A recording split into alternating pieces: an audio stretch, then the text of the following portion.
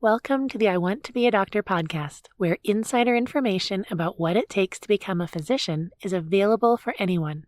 I'm Dr. Robin Dickinson, a board-certified family physician, and I will give honest answers to your questions.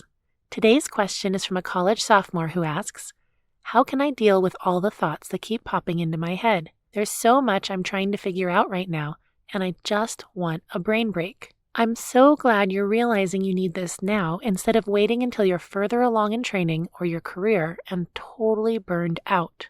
There are many ways of dealing with all the thoughts, but I'll tell you some of the things that I do. These are what I recommend to my kids who are in 4th and 7th grade and to the medical students I teach.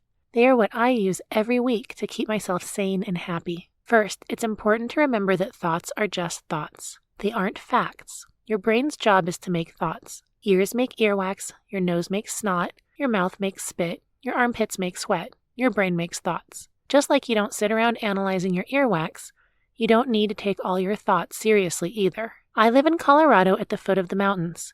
In 20 minutes we can be up in the mountains hiking along a mountain stream. So I like to think of my thoughts as flowing through my brain like water flowing down a stream. You often see things floating along in the stream. Pretty leaves, sticks, garbage. Your thoughts are also just flowing through your brain. You can let them flow right out. If you try to dam them up, they just overflow. If you follow them downstream, you can end up where you didn't want to be. But if you just live your life and let them flow through, you can wade in them and just grab the good stuff. A pretty leaf, a flower, a little toy boat that escapes some child's play. Those are all good to pick up. You choose which thoughts are beautiful, inspiring, and so forth. Keep those. Ponder them.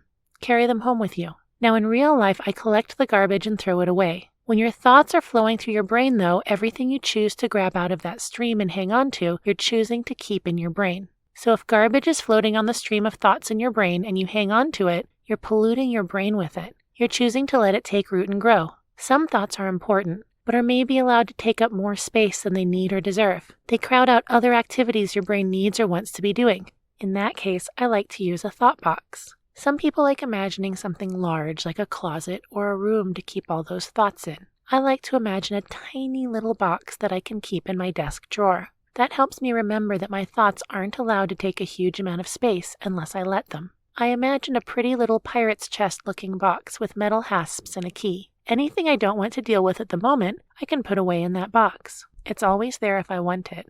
I can pull it back out. I also keep a list of it all so I don't try to keep track of it. I actually have a lot of lists. I do lists of worries that I've put in the box for long-term storage.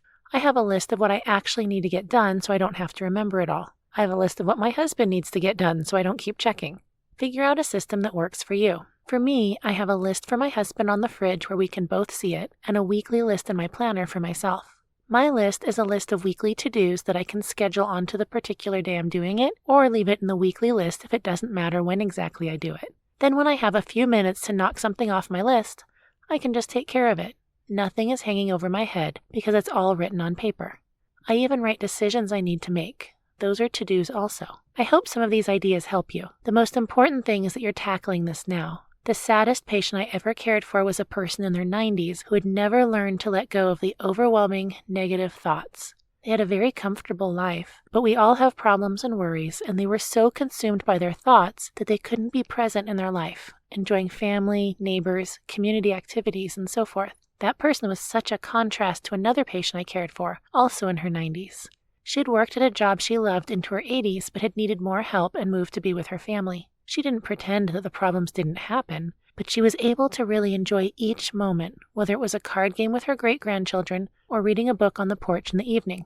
It's never too late or too early to put thoughts in their place so you can be present in your own life for your entire life. That's it for today. Subscribe, share with your friends and mentors, and remember to live the life that is right for you with your personality, interests, and values. Please send your questions to me at podcast@docrobinschool.com. That's podcast@docrobinlikethebirdschool.com.